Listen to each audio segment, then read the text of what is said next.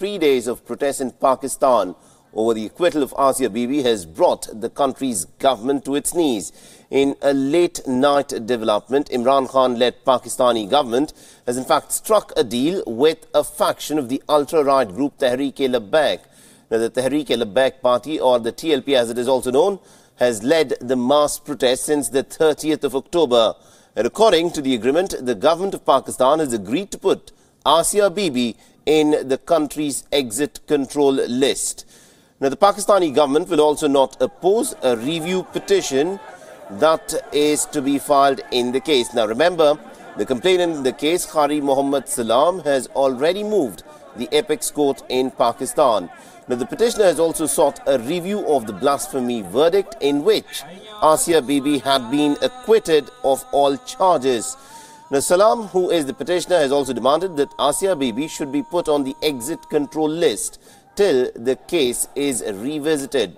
Now, the Imran Khan government has also agreed to release all protesters who had been detained over the last 3 days. And not just that, the authorities have given their nod to inquiring into the deaths of the protesters as well, if any. In return for all of this, the hardliners have agreed, at least on the face of it, to call off the protest and issue an apology for having inconvenienced the people and the institutions in Pakistan. Now, this is a massive U-turn by the Imran Khan government. Now, just a couple of days ago, both Imran Khan's party and the Tehreek-e-Insaf and the country's human rights minister, Shireen Mazari, had tweeted to distance themselves from the complainant's review petition. Now, the PTI has also claimed that the government would not place Asia on the exit control list. Mazari, in fact, had gone on and said that Imran Khan government will stick to its stand, but that clearly is not what seems to have happened. And for more on this, we are joined in by Anas Malik, who is our Pakistan Bureau Chief. He's joining us live from Islamabad. Good morning to you, Anas. Now, this, in many ways, is a U-turn and a recapitulation on the part of the Imran Khan administration. We heard his address where he said that he'll crack down on those protesters. He said that the matters of administration should be left to the government. But here, he has completely succumbed to the pressure of these extremists. Well, yes, Saleh, you rightly mentioned so that this is a U-turn part of the Imran Khan government, because on Wednesday, when this crisis all started, and when he addressed to the nation, he made very tall claims of keeping that writ of state intact, and if this state comes into action, then it wouldn't be the most ideal scenario. And he was appealing to the protesters, and that and he made a very stern call, or a stern warning, that everybody should return to their houses, and nobody would be allowed to disrupt the traffic. But then we saw that the government went into negotiations, what sources claim, and what sources tell to Wion, that it was the protesters that got in touch with the government, and they said they wanted to negotiate on the 9-point charter. And subsequently, Imran Khan had immediately dispatched his federal religious minister, Federal Minister for Religious Affairs, Nurul Haq Qadri, and then later we saw that rounds of negotiations that had failed day before, and yesterday there were 3 rounds of negotiations, after which this agreement was made. But if you go through the contents of this agreement, what has been made between the Tehreek-e-Labbaik Rasulullah and the government as well, the first two pointers of this agreement are those very shocking ones. Primarily, it says that a review petition has been filed in the Asia Bibi case, which is the right of the petitioners. However, the government will raise no objections on this review petition.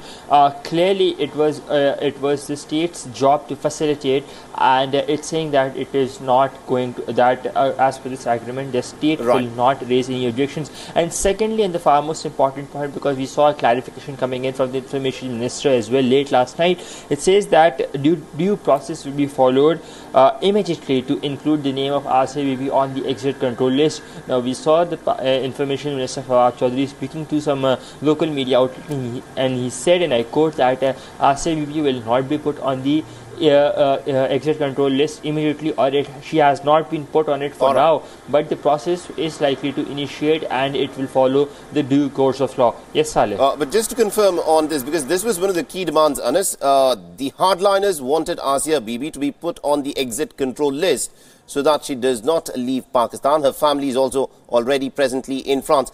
So what is the situation right now? Is the government saying that they'll immediately put her on the exit control list, or is there more process that needs to be followed here? Well, the process to put anybody on the exit control list has been more expanded, as one would say, because now it has to go through the cabinet, and this development came in just last week.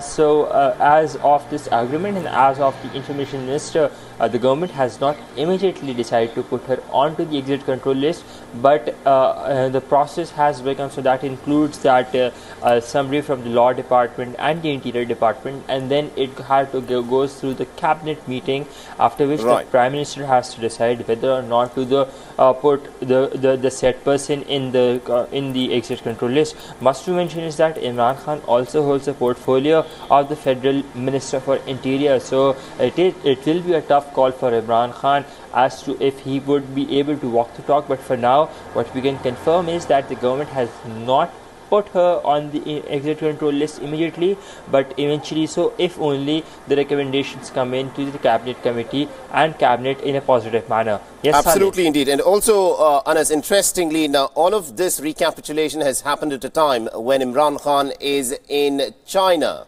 Now, this, of course, paints a very poor picture of the Naya Pakistan, which Imran Khan seems to have ushered.